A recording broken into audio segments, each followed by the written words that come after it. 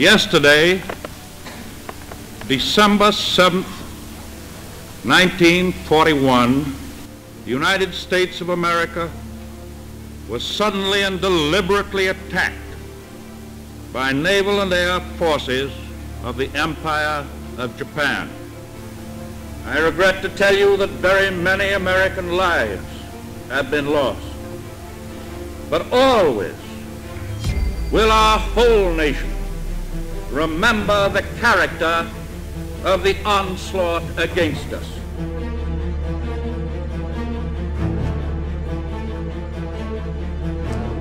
Hidden in the jungle of Bougainville Island on the Pacific are the remains of a Mitshubishi G4M, nicknamed Betty, which was destroyed in one of the most important surprise attacks of all time. In April 1943, its now rusty fuselage transported Admiral Isoroku Yamamoto. In those years, his image appeared on a very popular American propaganda poster. In it, a quote from him read, "I am looking forward to dictating peace to the United States in the White House at Washington." The response to that provocation was the slogan, "What do you have to say, America?" Born into a humble family, Yamamoto was a hero in Japan. And as Commander-in-Chief of the Imperial Navy, he had been primarily responsible for that infamous stealth attack on Pearl Harbor. The White House wanted the Japanese hero dead. Join us in this new episode of Military History to know the details of what was one of the great secrets of World War II, Operation Vengeance. Are you ready? Then prepare to travel back in time. April 18, 1943. The mechanics at the Guadalcanal base have worked tirelessly all night to dock the 1,200-liter tanks that had arrived the previous afternoon from New Guinea under the wings of the P-38 Lighting planes. At 07:45, 16 of these fighter planes take off. On the one hand, a covering group of 12 units led by Commander John Mitchell. On the other, 4 aircraft under the command of Captain Thomas Lamphere also take off. Their mission is to fly 450 miles to intercept and shoot down Yamamoto's Betty. The mission was a near impossible task. One wrong move, and the group would lose its target for hours, miles, or both. They remain in radial silence, flying just 30 feet above the waves to avoid enemy interception. The sky is clear, and the heat of the tropics begins to be felt. But how did the American pilots know the exact location of Yamamoto? To find this out, we must go back a few years. Before the war, the U.S. intelligence service worked to discover the Japanese encryption systems. Before the attack on Pearl Harbor, radio traffic of encrypted message was minimal.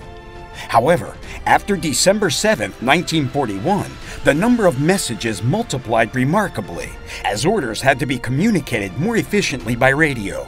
The IBM tabulating machines displayed the decoded text of the JN-25 system used by the Imperial Navy, which transmitted 75% of the fleet's secret messages, so that the American High Command could read them like an open book.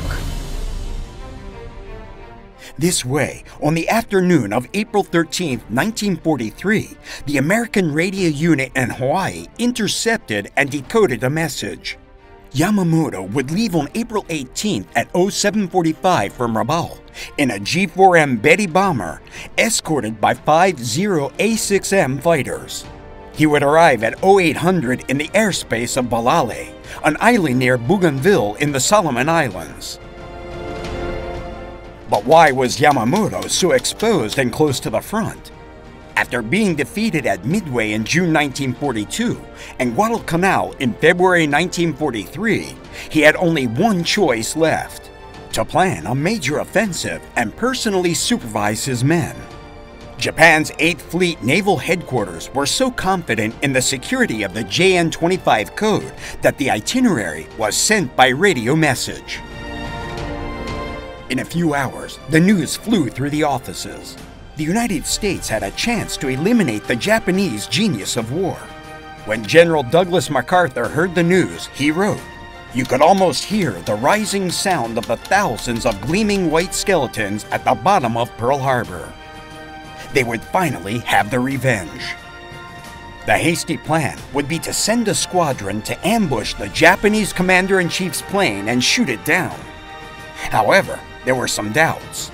Does the murder of a specific man really fall under the laws of war? Is the security of the decoding system worth risking? The Naval Intelligence Team had to compile a list of international precedents for the assassination and await the president's decision. It is more than likely that Franklin Roosevelt authorized the Yamamoto hunt, but there is no official record of such an order, and sources disagree on whether or not he did. The truth is that just hours before the mission, the United States Army Air Force headquarters in the Solomon Islands received an extraordinary message. Admiral Nimitz gave the green light to eliminate Yamamoto. April 18, 1943. The sky is clear and the heat of the tropics begins to be felt. 16 P-38s remain in radial silence, flying just 30 feet above the waves to avoid enemy interception. The pilots know they need a miracle for the Yamamoto encounter to be successful. Commander Mitchell looks at his watch. It is 9:34 in the morning, and 2 Bettys and 6 Zeros are located in the collision path of the P-38s. The two sides have arrived just in time. The radio silence is broken, and the Americans begin to ascend until they reach the correct altitude. The main bomber swoops down, and 3 0A6Ms drop their tanks and head towards Lanphier. The American captain shoots the one in the middle and turns to chase the Betty, which flies above the trees in the direction of Kahili Airfield. To make sure everything was working fine, he tests the machine guns and then finds that the G4M's engine starts to burn. He has hit the mark. The Betty dives its nose through the trees and explodes. The P-38s returned to base shortly after 11 a.m. They'd shot down 2 bombers and 3 Zeros. There was still no hard evidence that Yamamoto had fallen. However, within hours, radio communications from Bougainville and Rabaul to Japan increased dramatically. A few hours after the confrontation, the natives of New Guinea found the body of an officer wearing white gloves and clutching a ceremonial sword. Yamamoto had died. Upon hearing the news, President Roosevelt reacted with glee and wrote a mock letter of condolence to Yamamoto's widow, which circulated through the White House but was never sent. It said, "Dear widow Yamamoto, time is a great leveler, and somehow I never expected to see the old boy at the White House anyway. Sorry I can't attend the funeral because I approve of it. Hoping he's where we know he ain't. Very sincerely yours, Franklin D. Roosevelt." The next day, the second phase of the mission began. Over the next several weeks, the P-38s were repeatedly sent to Balale to give the impression that the long journey was a regular patrol mission. It was the beginning of a cover-up maneuver. The Japanese could not discover that their code had been cracked. The success of the mission was not discussed with the U.S. press, and the attack was hidden behind other news about the war. If you like the story of Operation Vengeance, we invite you to answer this question. Do you think the United States risked too much to carry out its plan? Leave us your comment below, and don't forget to subscribe and activate notifications to learn about many more military events that left their mark on history. Thank you very much for joining us, and until the next video.